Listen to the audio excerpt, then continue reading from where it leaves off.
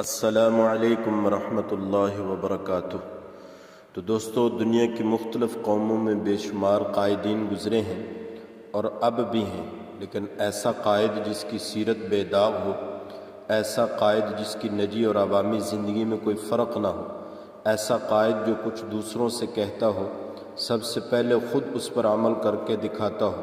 ایسا قائد جو میدان جنگ کا شاہ سوار بھی ہو اور زاہد شب زندہ دار بھی ہو، ایسا قائد جو کئی دن بھوکا رہ کر گزار دیتا ہو، ایسا قائد جس نے زندگی بھر کسی کا حق نہ کھایا ہو، ایسا قائد جو بیک وقت مصلی کا امام بھی ہو اور ممبر کا خطیب بھی ہو، قاضی القضات بھی ہو، یتیموں کا مربی بھی ہو، یونیورسٹی کا معلم بھی ہو، مریدوں کا پیر بھی ہو، کئی بیویوں کا شوہر بھی ہو اور بچوں کا باپ بھی ہو، اور سب کے حقوق برابر ادا کرتا ہو اور کسی کو شکایت کا موقع نہیں دیتا ہو، ایسا قائد جو گالیوں کے جواب میں دعائیں دے، جو راستے میں کانٹے بکھیرنے والوں پر پھول برسائے اور پتھر مارنے والوں کو گلدستہ پیش کرے،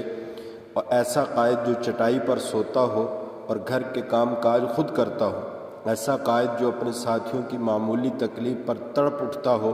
ایسا قائد جو ہر اجتماعی کام میں کارکنوں کے ساتھ برابر کا شریک ہوتا ہو، اگر کارکن تعمیر کے لیے گارا اٹھائے تو وہ پتھر اٹھائے، اگر کارکن آٹا گوندے تو وہ جنگل سے لکڑیاں کاٹ کر لائے۔ آپ کو میں دعوت دیتا ہوں کہ تاریخی کتابوں کا مطالعہ کر لیجئے، ملکوں اور شہروں میں پھر جائیے،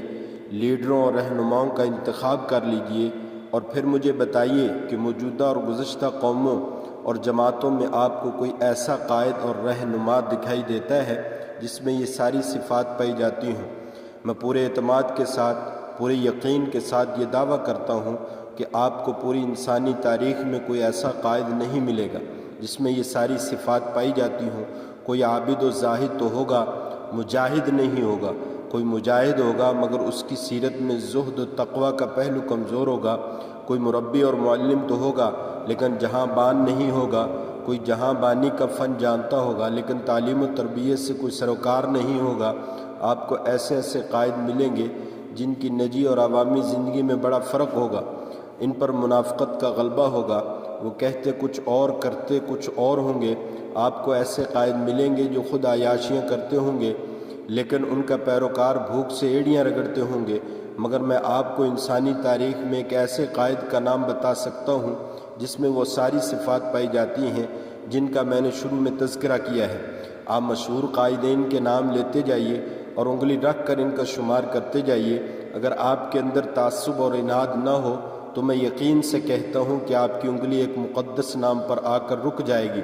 اور وہ نام محمد الرسول اللہ صلی اللہ تعالیٰ علیہ وسلم کے سوا کسی اور کا نہیں ہوگا۔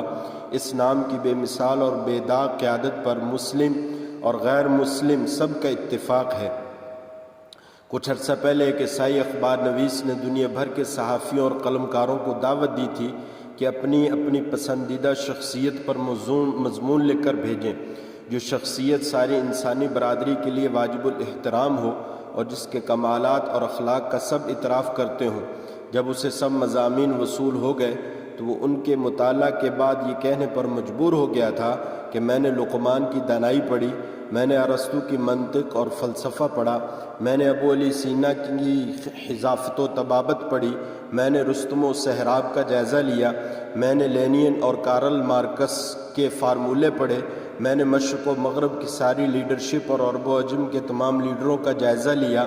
لیکن مجھے ایسا قائد جس کی شخصیت کا ہر پہلو بے داغ اور محبوب ہو، جس سے اپنے اور پرائے محبت کرنے پر مجبور ہو جائیں، ان میں سے سوائے محمد عربی صلی اللہ تعالیٰ علیہ وسلم کے کوئی نظر نہیں آتا، اس لیے کہ دوسرے کسی میں اور کوئی خوبی نظر آتی ہے تو وہ وقتی ہے، علاقائی ہے، یا اس کی اپنی قوم سے تعلق رکھتی ہے اور محدود ہے۔ یہ صرف ایک عیسائی اخبار نویس کی رائے نہیں ہے بلکہ دنیا بھر کے تمام غیر متعصب اور حقیقت پسند انسانوں کا متفقہ فیصلہ یہی ہے۔ تو میرے دوستو، جب آپ بھی مانتے ہیں اور ساری دنیا کے بڑے بڑے غیر جانبدار مفکر بھی مانتے ہیں کہ محمد الرسول اللہ صلی اللہ تعالیٰ علیہ وسلم ایک بے مثال قائد ہے،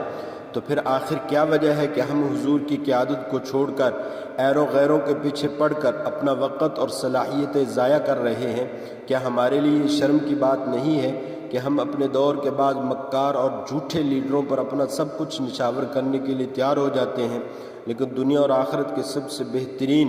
اور بے مثال قائد کی غلامی میں ہمیں حیا آتی ہے؟ میرے ساتھیوں، میرے دوستوں، آج دنیا قیادت کی محرومی کا شکار ہے۔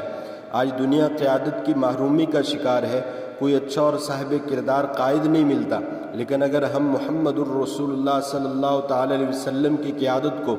دل و جان سے تسلیم کر لیں اور زندگی کے ہر شعبہ میں آپ کی غلامی اختیار کر لیں تو قیادت کا مسئلہ بھی حل ہو جائے گا اور ہماری دنیا اور آخرت بھی سنور جائے گی۔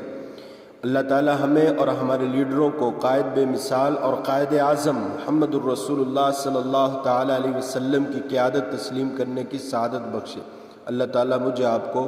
ان ساری باتوں پر عمل کرنے کی توفیق عطا فرمائے۔